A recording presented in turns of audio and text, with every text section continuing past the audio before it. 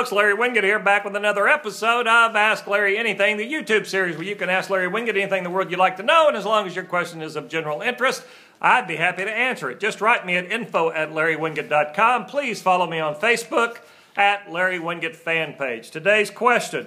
You know, I get a lot of questions these days about money, and I think it's because my old television series, Big Spender, just came back out on the Biography channel, and it airs several times a week, and people are finally starting to maybe pay attention and realize I've been out there telling people for years, spend less money than you make. And so it's renewed some interest in me in terms of the money category of what I've been doing for years. And in my book, You're Broke Because You Want to Be. Don't have that book? Go get it right now. You're broke because you want to be. You'll go, no, I'm not broke because I want to be. I'm just broke. If you didn't want to be broke, you wouldn't be that way. Everything in your life's the way it is because that's how you want it to be. Otherwise, it would be different. So anyway, I get a lot of questions around the topic of money. This one says, Larry, I just came across your show yesterday when surfing. See, there you go. Loved how you pointed out how people just overspend with no thought for tomorrow. Yeah, they do. Well, it hit home, and I am one of those people. I don't spend money on myself, though, just everyone else. Trying to make that work for you, trying to justify that, spending is spending, whether it's on yourself or someone else. Don't try to say that I'm this selfless person, I only spend on others. It's just as bad to be spending more money than you have, no matter where you spend it. Whether it's on yourself or on other people, you're not all this generous person out there if you're overspending. I'm a pleaser, and I am very aware this is one of my faults. I'm glad you realize that.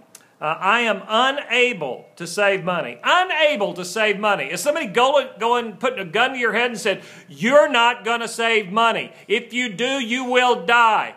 No, you're not able to save money. You're unwilling to save money. It's not that you're not able, it's that you're not willing to do it. You haven't made it a priority to do it. You're broke because you want to be. You save because you don't want to save. Don't tell me how much you want to save and then give me some lousy damned excuse like I'm unable to. Yes, you are. We are all able to do whatever is important enough to us to do. You see, I believe that if I follow your money, I can tell what's really important to you. Now, I don't have the luxury of doing that with you and me, but you've told me that you spend money on people, other people, and you're probably doing that because you are a pleaser and you want to ingratiate yourself into their company, or you want them to love you. You're buying their love. You want them to feel good about you. You want them to say nice things to you. And that's why you do it. That's what's important to you, so that's where your money goes. If saving was important to you, that's where your money would go. If being financially independent and stable were really important to you, you would spend your money in that way to make sure that was the situation. And so our money always goes to what's important to us. Understand that. Let me go ahead and finish this before I get off on a true rant. If it wasn't for the fact that I work for the state, oh, you mean the government, then I wouldn't have any retirement. Well, good for the government. Every time I save money for a few months, then an emergency happens and I have to spend it. Duh, that's the way it works. I don't have any credit card debt, so that's not the issue. I just feel like a horrible person because I'm unable to save money, and I would love your advice.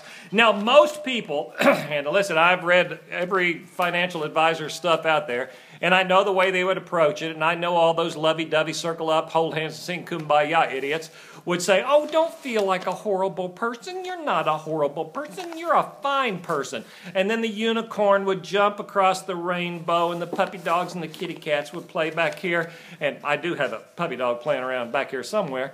And they would say, everything's okay. No, you're a horrible person, and I'm going to let you feel that for a while.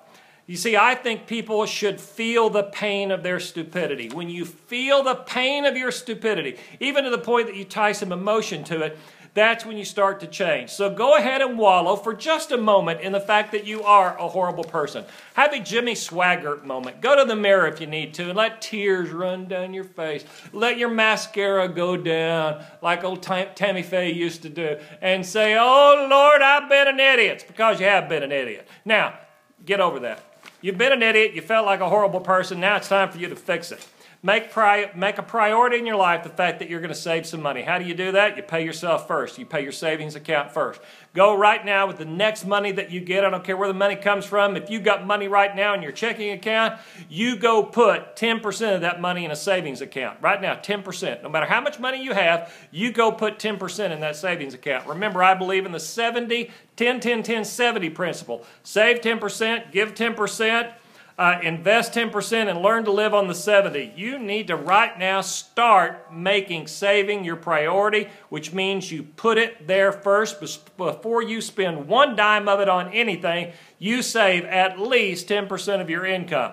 If you meant what you said in this letter, and I'm trusting that you do because you reached out for help, if you meant what you said, you will do that with no argument. Stop giving yourself an excuse. Stop saying you're not able to. Stop saying at this point you're horrible. Yeah, you have been horrible. Maybe you've been unable to in the past, but you're going to change that today because you are able to do whatever you want to do if it means enough to you. Thanks so much for writing in. Hope everybody got something from this one. Everybody should have 10, 10, 10, 70. Remember that. Buy your broke because you want to be. Gus just said goodbye.